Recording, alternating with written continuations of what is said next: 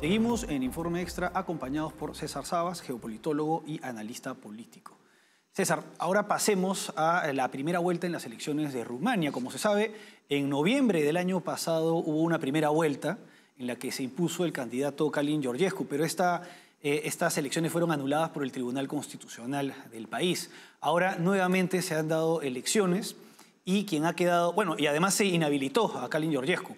Ahora, en estas últimas elecciones, que son la nueva primera vuelta, se ha impuesto el candidato George Simon del partido Alianza para la Unión de los Rumanos, un candidato que quedó en cuarto lugar en las elecciones que fueron anuladas, pero que al parecer estaría siendo apoyado por Calin Georgescu. ¿Podrías señalarnos qué es lo que está pasando? ¿Cuál es el escenario de Rumania tras estas elecciones?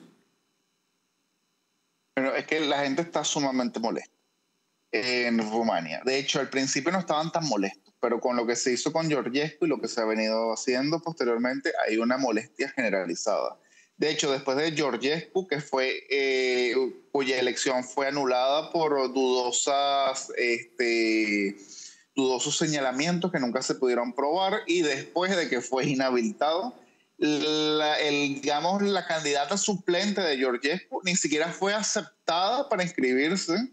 Ojo, ya ni siquiera estoy hablando del Poder Judicial, el órgano que controla las elecciones ni siquiera aceptó su candidatura bajo el argumento, un argumento todavía más barato, de que la señora era anti-OTAN, literalmente, y ponía en peligro la continuidad de Rumania en la Unión Europea. Es un argumento muy barato porque en democracia la gente tiene que votar. Y aún así uno está en contra, uno considera que los intereses de Rumania están en la Unión Europea, como por ejemplo yo, que soy en general pro Unión Europea, aunque tengo mis reservas, pero en general soy pro Unión Europea. Eso es la gente la que tiene que decidir, no unos políticos que se apropian de la verdad. Pues eso es lo que ha pasado en Rumania.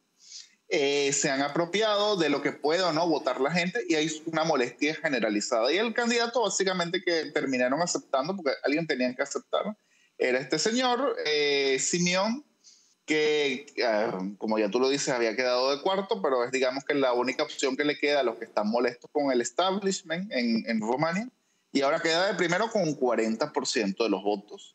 Dobló al segundo, que es el candidato pro Unión Europea.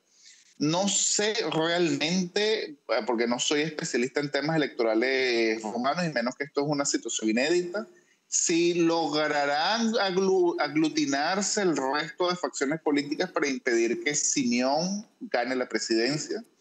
En teoría, el señor va muy bien posicionado a la segunda vuelta y debería ganar, pero ya ese es un tema que yo no domino, el tema de la opinión pública rumana.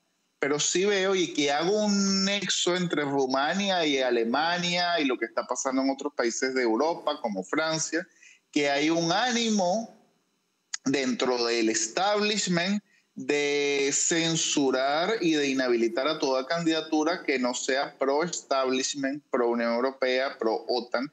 Y yo considero, más allá de si son o no radicales estas candidaturas, que ese tipo de estrategias se termina convirtiendo en una profecía autocumplida. Hay que inhabilitarlos porque son radicales. Y como están inhabilitados, entonces se radicalizan más los candidatos y sus seguidores, por supuesto, porque los seguidores dicen, bueno, es que vivimos en una dictadura. Conclusión, antes yo era pro Unión Europea, pero creía que había que hacer algunas reformas. No, como estamos en dictadura, hay que salirse definitivamente de la Unión Europea, hay que hacer una revolución, y me temo que se está llegando a ese convencimiento, puede ser en Rumania y en otros países. Es decir, que terminan siendo para ti medidas contraproducentes en muchos casos. Totalmente, son contraproducentes. Bueno, César, como siempre ha sido un gusto tenerte con nosotros. El gusto es mío, Oscar. Ya nos estaremos viendo. Bueno, eso fue todo por hoy. Hasta aquí Informe Extra. Gracias por acompañarnos.